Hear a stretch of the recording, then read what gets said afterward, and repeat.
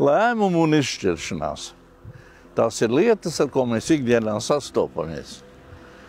Varētu pat teikt, ka visa mūsu dzīve sastāv no nepārtrauktas lēmumu pieņemšanas.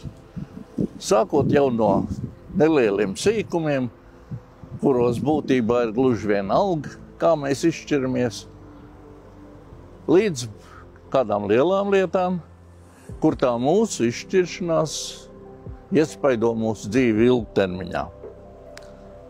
Kā lai pieņem pareizu lēmumu? Kā lai veic pareizu izšķiršanos?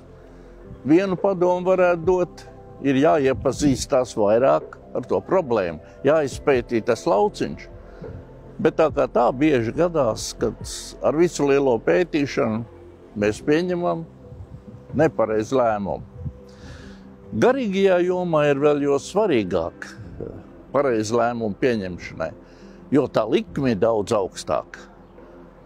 Runa ir par cilvēka glābšanu vai pazušanu.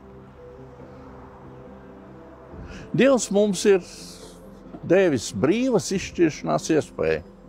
Viņš neuzspiež mums darīt savu prātu, neliek mums darīt tikai labu.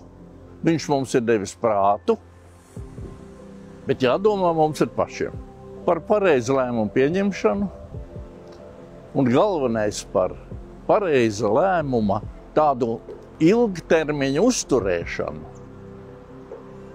Par to domāsim svētdien Mateja draudzes dievkalpojumos 9:30 un 11:30.